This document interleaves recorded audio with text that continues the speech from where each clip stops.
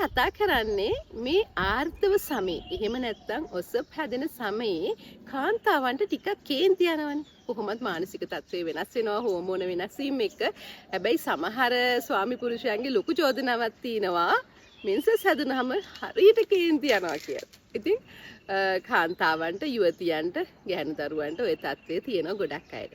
ඉතින් ඇයි මෙහෙම කේන්ති යන්නේ? ඇයි මෙහෙම මානසික මට්ටම වෙනස් වෙන්නේ? සමහර කාන්තාවෝ ඉන්නවා ඔසප් සමයේ හරිම නිකන් කනස්සලු ස්වභාවයෙන් දුක ස්වභාවයෙන් ඉන්නේ.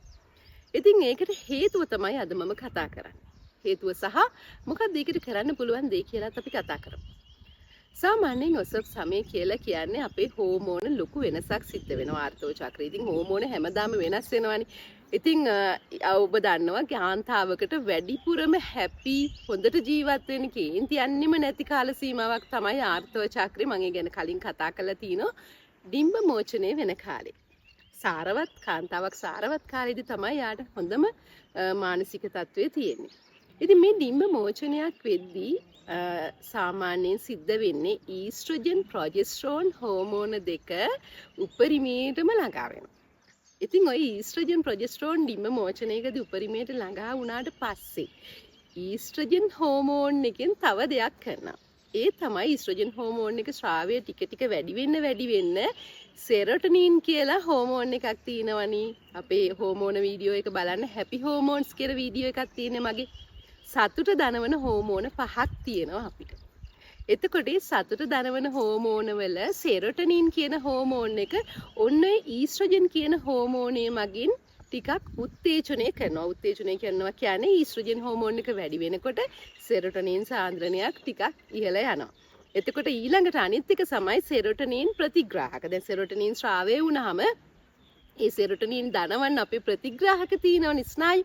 ඔය ස්නායු හොඳට ක්‍රියාත්මක වෙනවා සහ ස්නායු ප්‍රමාණය සෙරොටනින් ප්‍රතිග්‍රාහක ප්‍රමාණය වැඩි කරන්නත් ඊස්ට්‍රජන් හේතු වෙනවලු. ඉතින් ඒක නිසා තමයි ඩිම්බ මෝචනයක් වෙන සරු කාලයේදී ඊස්ට්‍රජන් ප්‍රමාණය වැඩි, ප්‍රොජෙස්ටරෝන් ප්‍රමාණයත් වැඩි. ප්‍රොජෙස්ටරෝන් උත් සාමාන්‍යයෙන් ඔක්සිටොසින් එහෙම උත්තේජනය කරන හෝමෝන් එකක්නේ. එතකොට හැපි හෝමෝන්ස් වැඩි කරනවා ඒ කාලේ. එතකොට ඒ කාලේ හැපි මූඩ් එකක් එනවා. ඔන්න ඊළඟට දැන් ඩිම්බ මෝචනයක් වුණාට පස්සේ ටික ආර්තව චක්‍රයේ ඩිම්බය සංසේචනය නොවුනහම බිඳ වැටෙන්න ගන්නවනේ. ටික බිඳ වැටිලා ඔන්න දවස් 14කට පස්සේ ආර්තවය සිද්ධ වෙනවා. ඔන්න ඩිම්බය පිට වුණාට පස්සේ ඊස්ට්‍රජන් ප්‍රොජෙස්ටරෝන් හෝමෝන් දෙක ගොඩාක් ඉහළට යනවා. සාමාන්‍යයෙන් ඊස්ට්‍රජන් හෝමෝන් එකෙන් ඩිම්බ පිටවීමේදී LH හෝමෝන් එකත් උත්තේජනය කරනවා.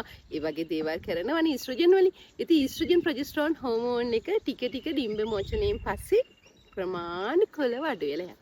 අඩු වෙලා ගිහිල්ලා අන්තිමටම ඊස්ට්‍රජන් හෝමෝන් එක ගොඩාක් අඩු වෙන්න ගන්නවා ඔය ආර්තවයේ සිද්ධ වෙන කාල සීමාවෙදී.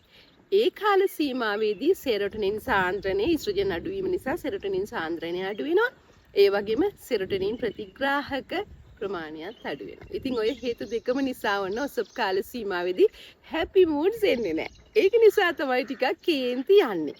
සහ අනිකුත් හෝමෝන වලින් පොඩි අපහසුතා ඇඟේ ඇති කරනවා. කකුල් කැක්කුමයි, හිස කැක්කුමයි, ඇඟට අමාරුයි, මාංශපේශි වේදනාව. ඉතින් මෙන්න මේ දේවලුත් එකතු වුණාම ඔසප් කාලේ ටිකක් කේන්ති යනවා වැඩි. මොකද හැපි හෝමෝන්ස් උත් අඩුයි, ඇඟේ අමාරුත් වැඩි. ඉතින් ඒක නිසා තමයි කේන්ති යන්නේ. ඉතින් අපි ඔන්න දැන් බලමු මේ කාල සීමාවේදී මොනවද කරන්න කියලා. ඉතින් ඊළඟට අනිත් එක බලමු දැන් මේ ඊස්ට්‍රජන් ප්‍රමාණය. සාමාන්‍යයෙන් ආර්තව හරණය වෙනවනේ. දැන් කාන්තාවකට වඩා ටිකක් හැපි මූඩ් එක අඩු වෙනවා අවුරුදු 50 60 වගේ විදිහ ආර්තව හරණය වෙනකොට.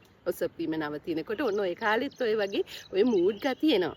ඉතින් මොකද හේතුව තමයි ඊස්ට්‍රජන්. එහෙම නැත්නම් ඊස්ට්‍රඩියල් කියලා අපි කියන්නේ. ඊස්ට්‍රඩියල් කියන හෝමෝන් කාන්තාවකට තියෙන ඕනේ හෝමෝන ලොකු ප්‍රමාණයක් එයාගේ මනෝභාවය පවත්ව ගන්න, මේ හැම ලස්සනට පවත්ව ගන්න, අස්සි වලට මොළය ඒ වගේම සාරවත් බව පවත්ව ගන්න ඔය හෝමෝන අපි ඒක හඳුන්වනවා එස්ට්‍රාඩියෝල් කියන. එස්ට්‍රාඩියෝල් කියන්නේ ඔය ඊස්ට්‍රජන් ඇතුළු හෝමෝන සමූහයේම ක්‍රියාකාරීත්වය අපි හඳුන්වන්නේ මේ විදිහට. එතකොට ඒ එස්ට්‍රාඩියෝල් එක අඩු වෙනකොට ඔය කියන හැම තත්ත්වයකටම බලපානවා. මනෝභාවයට වේවා, හැමට වේවා. ඉතින් ඔය හැම දෙයකටම බලපානවා. ඉතින් ඔය හැම තත්ත්වයක්ම වළක්ව ගන්න අපිට පුළුවන් ආර්තව හරණ කාලෙදී පවා ඒ වගේම ඔසප් කාලෙදි පවා මෙන්න මේ දේවල් කරන්න. පළවෙනි මේක විදිහට හොයාගෙන තියෙනවා ටිකක් කැල්සියම් වැඩි කෑම වර්ග. දැන් මම කියන්න ඕනේ නැහැ කිරි ආහාර විතර ඔය ලිස්ට් එක අපි ඕන තරම් කියලා තිනවා කැල්සියම් ටිකක් වැඩි ආහාර ගන්න කියලා කියනවා.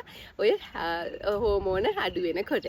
ඊළඟට විටමින් B6 කියන එක. විටමින් B6 තියෙනවා කෙසෙල් වල විශේෂයෙන් අලිපේරවල මාළු වල ඔමේගා 3 රිච් මාළු වල තියෙනවා ගොඩක් වෙලාවට විටමින් B6.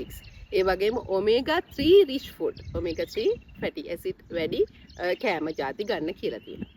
ඊළඟට අනිත් එක තමයි සීනි කෑම සහ තෙල් කෑම පුළුවන් තරම් අඩු කරන්න. විශේෂයෙන් සීනි කන්න අපේ මානසිකාත්වය වැඩි කරනවා. ඒක අලුතෙන් පරීක්ෂණ ගොඩකින් හොයාගෙන තියෙනවා. ඒක නිසා ඔය කාල සීමාවල ඔසප් කාල සීමාව සීනි කන්න එපා. ගොඩක් ආස හිතේ මොකද හෝමෝන චේන්ජස් එක විවිධ කෑම කන්න හිතෙනවා. නමුත් සීනි ආහාර සහ පැණි බීම බොන එක පොඩ්ඩක් අඩු කරන්න. නැවුම් එළවලු නැවුම් පළතුරු පුළුවන් තරම් කන්න බලන්න. ඒ වගේම ව්‍යායාම. ඔයක නම් ඉතාම වැදගත් මොකද අර ඊස්ට්‍රොජන් වලින් සෙරොටොනින් වැඩි කරනවා වගේම ව්‍යායාම වලිනුත් සෙරොටොනින් වැඩි කරනවා. ව්‍යායාම වැඩිපුර කරන කාන්තාවන්ට ඔසප් කාලේ කෝප වෙන්නේ නැහැ. ඒක නිසා ව්‍යායාම කරන්න ඒ කාල සීමාවේදී ඊළඟට හොඳ සුවනින්දක් ලබන්න. ඊළඟට අනිත් එක තමයි සම්බාහනය. සම්බාහනයත් හැපි හෝමෝන්ස් ගොඩාක් ශ්‍රාවය කරන්න පුළුවන් ක්‍රමයක්. ඔන්න ස්වාමි පුරුෂයෙක් ඉන්නවා නම් කාන්තාවකට තමන්ගේ බිරිඳට ඒ කාල සීමාවේ කේන්ති යනවා නම් පිට මසාජ් කරන්න කකුල් මසාජ් කරන්න ඒ දේවල් කරනකොට ඔන්න කෝප වෙන එක අඩු වෙයි. මොකද එයාගේ සිරොටොනින් ආයි මසාජ් කරන එකත් එක්ක හැදෙනවා. ඊළඟට හැපි හෝමෝන්ස් ඔක්සිටොසින් කියලා අපි කියන්නේ ආදරේ හෝමෝනය. පුළුවන් තරම් කේන්ති යන කෙනෙක් ඉන්නවනේ චුට්ටක් ආදරේ දෙන්න. එතකොට ඒක ඒ හැපි හෝමෝන් ශ්‍රාවය වෙලා මේව බොහොම විද්‍යාත්මක දේවල් අපිට පිටින් පේනුනාට අපි hina වුණාට මේව විද්‍යාත්මකව අපේ සිතේ සිදුවෙන රසායනික වෙනස් වීම්නේ. ඉතින් ඒක නිසා පුළුවන් තරම් ආදරේ දෙන්න සම්බාහනය කරන්න. එතකොට මේ දේවල් අඩු වෙලා යාවි. ඊළඟට සින්දු අහන්න සහ ඔබ කැමති දේවල් ඔබට හැපි කියන්නේ සතුට ගෙන එන ක්‍රියාකාරකම් වල නිරත වෙන්න. එහෙම කරනකොට ඔසප් කාල සීමාවේ නැත්නම් ආර්තව කාල සීමාවේ ඇති වෙන කෝප වීම එහෙම නැත්නම් මානසික කැළඹීම මානසික වෙනස් වීම අඩු වෙලා යනවා.